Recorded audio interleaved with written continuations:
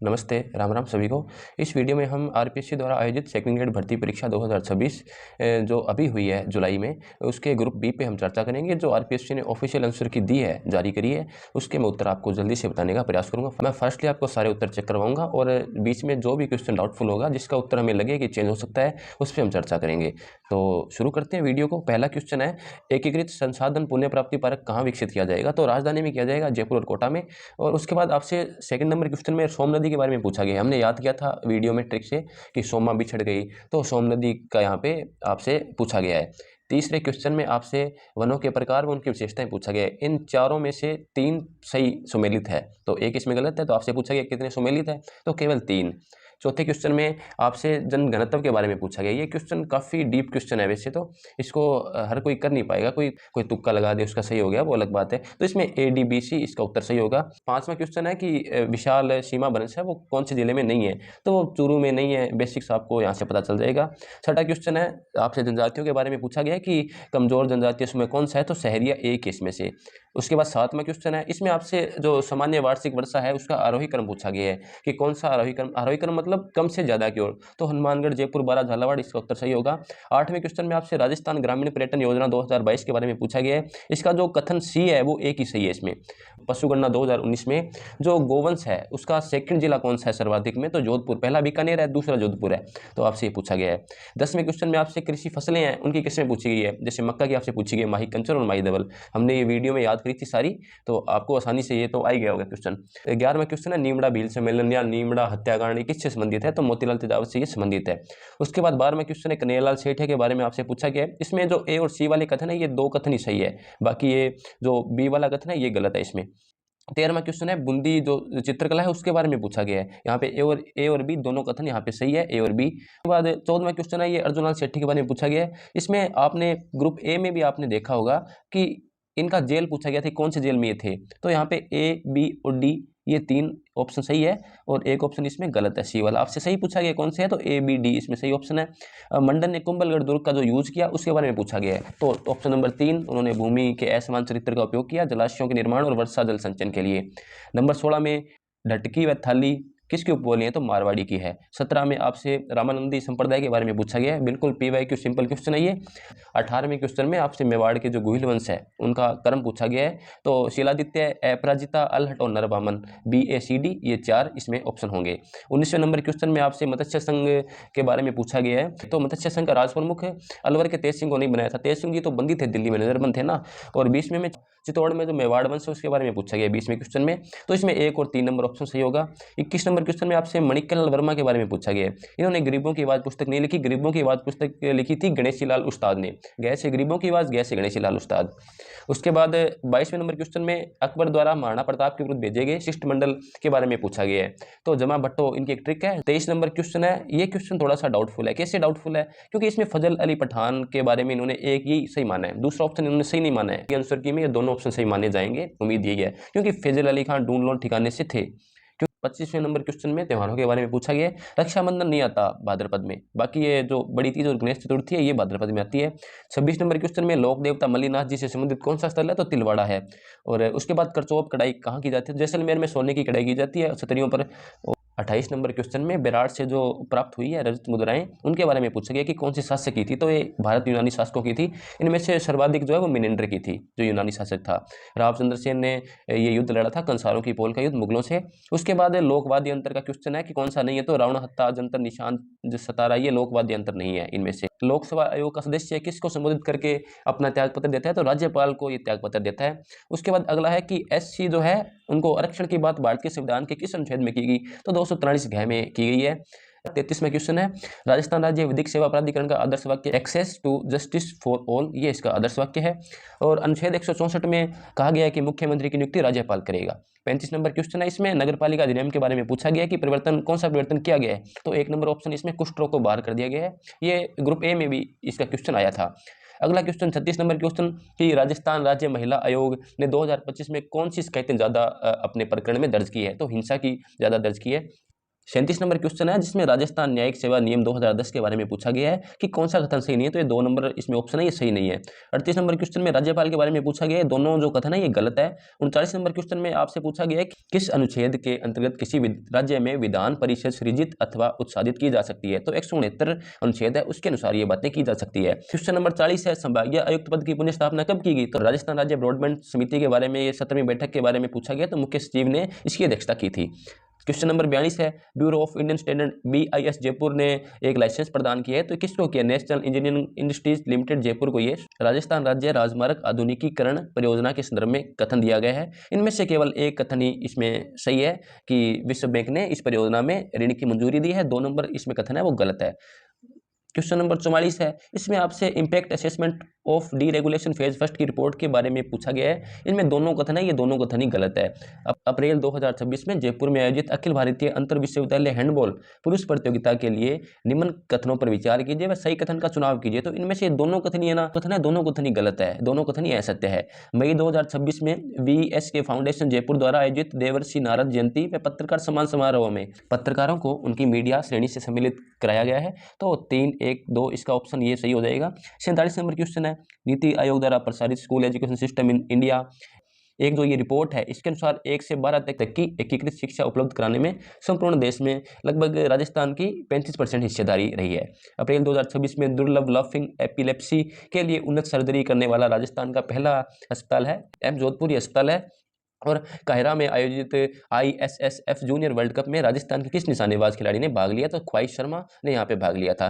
और 50 number question है 60 वर्ष से अधिक आयु के अधिस्वीकृत पत्रकारों व द्विगन जो पत्रकार है उनकी पत्नियों को कितनी सहायता राशि दी जाएगी, कितनी सम्मान राशि दी जाएगी, तो 18,000 और 9,000 यहाँ पे ऑप्शन है। उसके बाद आपसे कृष्णा नदी के बारे में पूछा गया, इसमें BCD ये 3 ऑप्शन सही है और 1 नंबर ऑप्शन है ये गलत है इसमें, तो आपका 4 नंबर ऑप्शन यहाँ पे सही होगा। निम्नलिखित में से भौतिक आकृति अफ्रीका महाद्वीप में अवस्थित नहीं है, तो ये कास्केड रेंज है ये अमेरिका में है, तो यहाँ पे ये नहीं है। उसके बाद भारत में सितंबर के महीने में पूर्वी जेट की सामान्य स्थिति होती है 22 डिग्री उत्तरी अक्षांश के आसपास होती है। उसके बाद आपसे 54 नंबर क्वेश्चन में खारदुंगला दर्रे के बारे में पूछा गया, ये लद्दाख श्रेणी में है। और 55 नंबर क्वेश्चन में आपसे पूछा गया कि केवल सर्दियों में पश्चिम पवनें कहाँ चलती है, तो जो इसमें जो दक्षिणी गोलार्ध के देश है वहीं चलेगी, तो दक्षिणी पश्चिमी ऑस्ट्रेलिया और मध्य चिली, ये 2 इसमें ऑप्शन सही होंगे B और C। 56 नंबर जो क्वेश्चन है उसमें जैव विविधता सम्मेलन CBD से संबंधित आपसे कथन पूछा गया कि कौन सा कथन सही नहीं है, तो इसमें 3 नंबर कथन है ये सही नहीं है। उसके बाद आपसे वनस्पति पर क्वेश्चन है कि उष्णकटिबंधीय आर्द्र पर्णपाती वनों की सबसे प्रमुख प्रजाति है, तो सागवान यहाँ की प्रमुख प्रजाति है, साल सागवान, ये आप पढ़ते हैं। 58 नंबर क्वेश्चन में विश्व जनसंख्या के बारे में आपसे पूछा गया कि जनघनत्व सबसे ज्यादा कौन से देशों में है, शीर्ष 10 देशों में, तो बांग्लादेश और भारत यही है। 59 नंबर क्वेश्चन है कि रोपण फसलें कौन सी, चारों रोपण फसलें हैं। 60 नंबर क्वेश्चन है GEO7 के अनुसार विश्व की कुल अनुमानित 8 मिलियन में से कितनी प्रजातियों के विलुप्त होने का खतरा है, तो 1 मिलियन प्रजातियों का विलुप्त होने का खतरा है।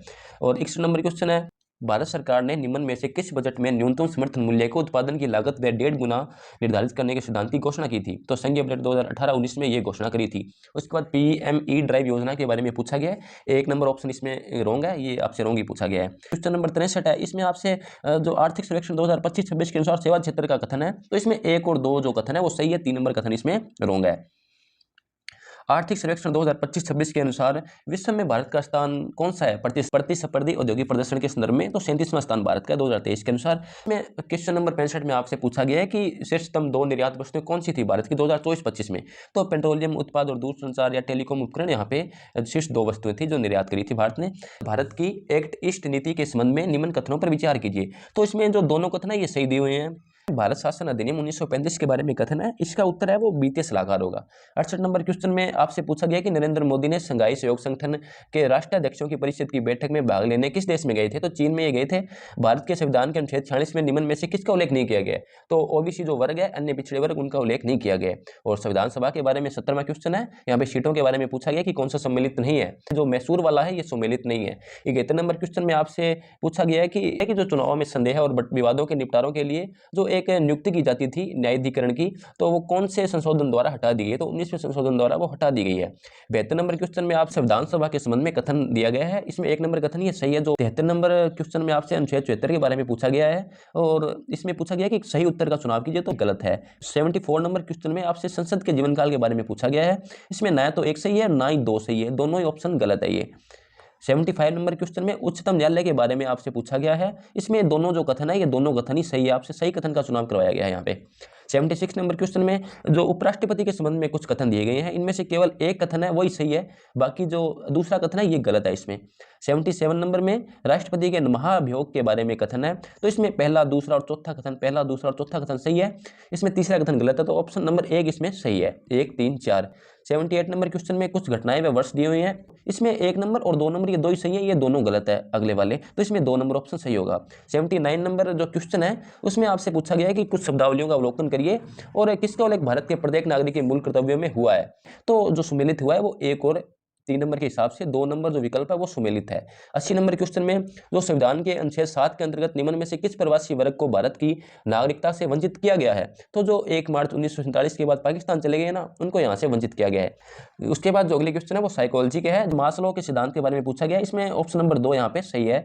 82 नंबर क्वेश्चन है, इसमें आपसे रक्षा युक्तियां व उनका विवरण पूछा गया है, तो यहाँ पे ऑप्शन नंबर 4 है वो सही रहेगा।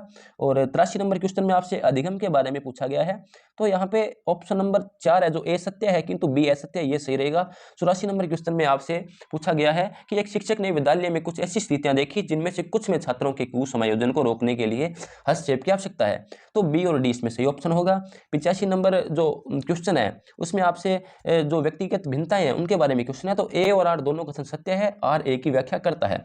86 नंबर जो क्वेश्चन है उसमें समालोचनात्मक चिंतन के बारे में पूछा गया है कि इसमें सही कूट है उसका चयन कीजिए, तो ए डी एफ इसमें सही कूट होगा। 87 नंबर क्वेश्चन में पियाजे का सिद्धांत पूछा गया, इसमें ए बी डी ऑप्शन सही रहेगा, 1 नंबर ऑप्शन। क्वेश्चन नंबर 88 में आपसे अल्बर्ट बांडुरा के सामाजिक अधिगम सिद्धांत के बारे में पूछा गया है, तो इसका जो ऑप्शन नंबर सामाजिक संज्ञान है 2 नंबर ऑप्शन ये सही रहेगा। 9 नंबर क्वेश्चन में मनोविश्लेषण सिद्धांत के बारे में पूछा गया है, इसमें ए सही है किंतु बी जो इसमें कथन है वो गलत है। 90 नंबर क्वेश्चन में ग्राहम वाल्स के बारे में जो पूछा गया है उसमें आप देखिए ए और डी नंबर जो ऑप्शन है वो सही रहेंगे, यहाँ पे ए और डी ये दोनों गलत है, आपसे सही कूट का चयन करवाया गया, तो ऑप्शन नंबर 4 इसमें सही होगा। क्वेश्चन नंबर 91 में आपसे 21वीं सदी के क्वेश्चनों के बारे में पूछा गया है और पूछा गया है कि कौन सा 4CS के अंतर्गत सार्थिक श्रेणी को नहीं दर्शाता है, तो प्रतिस्पर्धा जैसे कंपटीशन इसको नहीं दर्शाता है। 92 नंबर क्वेश्चन में आपसे अंतर्दृष्टि अधिगम के बारे में पूछा गया, इसमें ए कथन सत्य है, आर कथन असत्य है। 93 नंबर क्वेश्चन में आपसे मेयर सेलोबी द्वारा प्रस्तावित संवेगात्मक बुद्धि के बारे में पूछा गया है, कौन सा इसमें शामिल नहीं है, तो संवेगों का आकलन करना इसमें शामिल नहीं है। 94 में आपसे शास्त्रीय अनुमान सिद्धांत के बारे में पूछा गया है, इसमें कौन सा अनुपयुक्त है, तो ऑप्शन नंबर 3 इसमें अनुपयुक्त है। शैक्षिक मनोविज्ञान के बारे में पूछा गया, इसमें दोनों कथन है, ये दोनों कथन सत्य है।